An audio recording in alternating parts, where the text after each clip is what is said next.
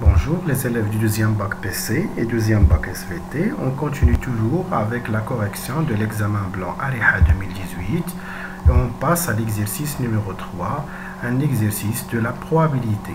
C'est un exercice qui contient beaucoup de difficultés.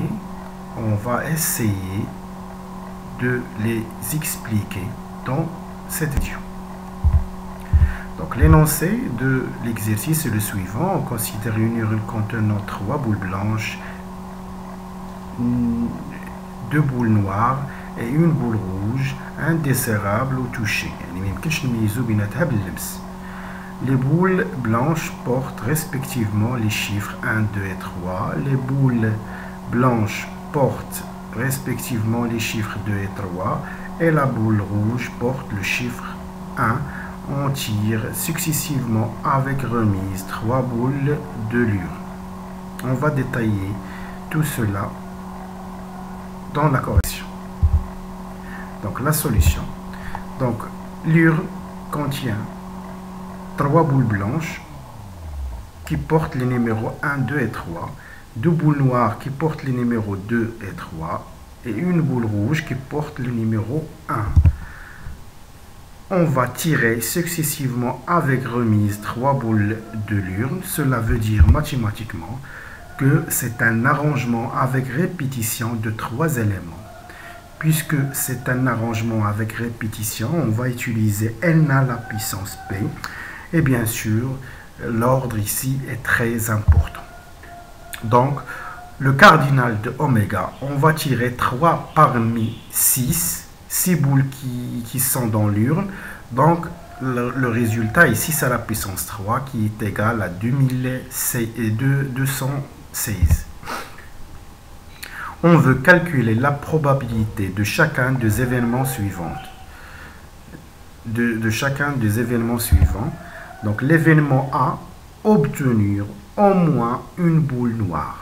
Donc, au moins une boule noire, donc cela veut dire que parmi les 3 boules tirées, on doit avoir soit une boule noire et d'autres boules qui ne sont pas noires, ou bien 2 boules noires et l'autre n'est pas noire, ou bien 3 boules noires.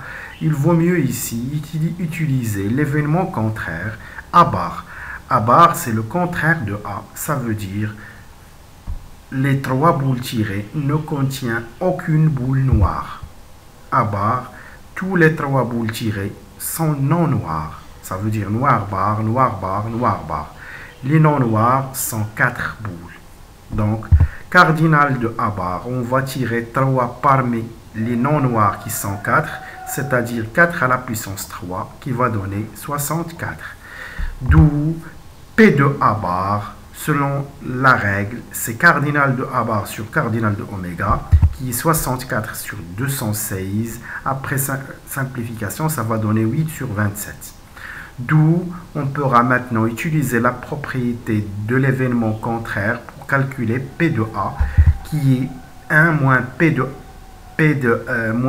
A bar, qui est 1 moins 8 sur 27, qui vaut 19 sur 27. L'événement P, obtenir exactement 2 boules de même couleur. Cela veut dire qu'on doit avoir 2 boules noires et une boule non noire pour avoir 2 boules de même couleur. Ou bien 2 boules blanches et la troisième n'est pas blanche. Ou bien 2 boules rouges et la troisième n'est pas rouge. Ici, on va utiliser le coefficient d'ordre puisque les événements, les 3 boules tirées, ils ne sont pas pareils. Donc, cardinal de P. Le coefficient d'ordre, on veut tirer 3 boules. Donc, en nominateur, on met 3 factoriels. On veut tirer 2 boules. Donc, en dénominateur, 2 factoriels, 2 boules noires. Et une boule qui n'est pas noire, ça veut dire 1 factoriel. Donc 3 factoriels sur 2 factoriels fois 1 factoriel, c'est le coefficient d'ordre. Donc on veut tirer 2 boules noires, 2 parmi les noires qui sont 2, donc 2 à la puissance 2. Et une qui n'est pas noire, ça veut dire une parmi 4, ça veut dire 4 à la puissance 1. Puisque on a dit et, cela veut dire que c'est un produit. On passe à la deuxième, ou ça veut dire plus. Le coefficient d'ordre, c'est 3 factoriels sur 2 factoriels fois 1 factoriel. On veut tirer 2 parmi les blanches. Les blanches sont 3, donc 3 à la puissance 2.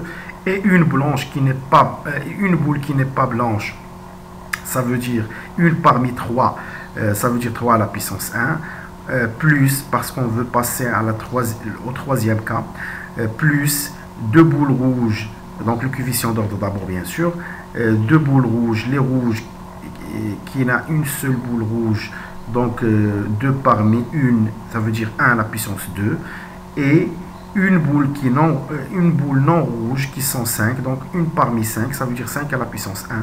Après calcul, on va trouver 144. Cela veut dire que P de B, c'est cardinal de B sur cardinal de oméga selon la règle, qui vaut 144 sur 216 et 2 sur 3. On passe maintenant à l'événement C. C'est obtenir 3 chiffres dont la somme est impaire. Dans l'urne, on constate qu'il y a les nombres impairs sont 1 et 3. Donc, pour la boule blanche, on a 2 boules impaires. Et il n'y a pas de boule impaire pour les boules noires. Il y a une boule impaire pour les boules blancs, pour les boules rouges. Donc, on veut, pour que la somme soit impaire, les 3 boules tirées doivent être soit tous les 3 impairs, soit 2 boules paires et une boule impaire. Donc, c'est l'analyse. Donc, le premier cas, on veut tirer 3 boules impaires. Les boules impaires dans l'urne sont 1, 2, 3, 4 boules. Donc, 3 parmi 4, ça veut dire 4 à la puissance 3. Ou, ça veut dire plus.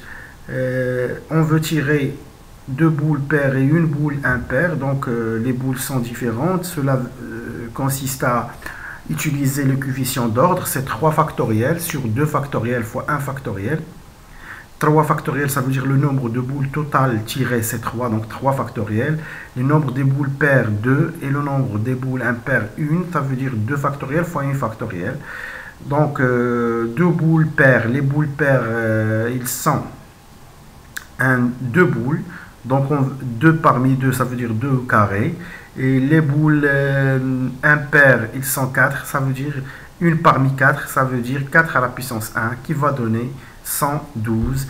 Alors, P de C égale cardinal de C sur cardinal de oméga, qui vaut 112 sur 216, égale à 14 sur 27. La deuxième question, c'est une probabilité conditionnelle. On veut calculer la probabilité d'obtenir 3 boules de couleurs différentes 2 à 2. C'est une probabilité d'un événement, sachant que la somme des chiffres qui portent ces boules est paire. Ça veut dire sachant C. Donc, je vais nommer le premier événement par D, par exemple. Soit D, c'est obtenir 3 boules de couleurs différentes 2 à 2, c'est-à-dire les 3 boules tirées sont blanches, noires, rouges. Et le coefficient d'ordre ici est obligatoire. Donc, cardinal de D, c'est 3 factoriels sur 1 factoriel fois 1 factoriel fois 1 factoriel. Une boule parmi les blanches, donc 1 parmi 3, donc 3 à la puissance 1. Une boule parmi les noirs, donc 1 parmi 2, 2 à la puissance 1. Et une boule rouge, ça veut dire 1 parmi 1, ça veut dire 1 à la puissance 1. Cela va donner 36. Donc, P de D, c'est cardinal de D sur cardinal de oméga, qui est 36 sur 216, qui vaut 1 sur 6. Donc, la question 2 consiste à calculer P de D, sachant C. Donc, on calcule d'abord l'événement D inter C. Ça veut dire DSC. D veut dire obtenir 3 boules de couleurs différentes 2 à 2. Et l'intersection CE et C, ça veut dire la somme des chiffres qui portent les boules tirées sont impaires. Ça veut dire les 3 boules de différentes couleurs 2 à 2 et la somme de ces chiffres est impaire. Donc les cas qui existent ici, ça veut dire blanche impaire avec noir qui porte le numéro 3, normalement noir impair, mais la seule boule impaire dans les noirs, c'est celle qui porte le numéro 3. Et rouge impair, aussi, la seule boule qui est impaire dans les rouges, c'est qu'il porte le numéro 1. Ça veut dire blanche impair, noir qui porte le numéro 3 et rouge qui porte le numéro 1. Ou bien deux boules paires. On constate que les boules rouges ne contiennent pas des boules paires, donc les deux boules paires doivent être soit blanche et noire. Donc blanche qui porte le numéro 2, le seul nombre pair c'est 2, donc blanche 2, noire 2 et rouge 1. Donc on calcule, le coefficient d'ordre est obligatoire, donc cardinal de D inter C, c'est 3 factoriels sur 1 factoriel fois 1 factoriel fois 1 factoriel. Les blanches impaires, ils sont 2, donc 2 à la puissance 1. Les noirs qui portent le numéro 3, c'est 1, donc 1 à la puissance 1. Les rouges qui portent le numéro 1, c'est 1, donc 1 à la puissance 1. Ou, ça veut dire plus. Le coefficient d'ordre, c'est 3 factoriels sur 1 factoriel fois 1 factoriel fois 1 factoriel. Les blanches qui portent le numéro 2, c'est 1. Les noirs qui portent le numéro 2, c'est 1. Les rouges qui portent le numéro 1, c'est 1. Donc 1 à la puissance 1 à la puissance 1 fois 1 à la puissance 1 fois 1 à la puissance 1. Cela va donner 18.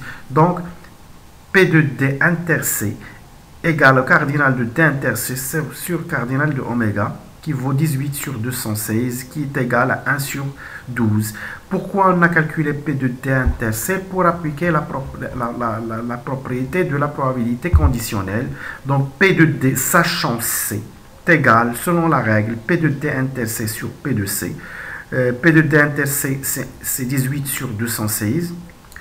Sur P de C, c'est déjà calculé, c'est 112 sur 216. Donc, puisqu'il est au dénominateur, donc on va faire fois 216 sur 112. Après simplification, cela va donner 9 sur 56.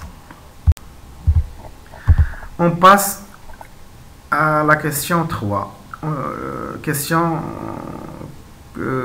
qui utilise la variable aléatoire. Soit x, la variable aléatoire définie par le nombre de couleurs que portent les 3 boules tirées. Le nombre de couleurs, c'est-à-dire les 3 boules tirées, les couleurs possibles qu'on va avoir, c'est obtenir une seule couleur.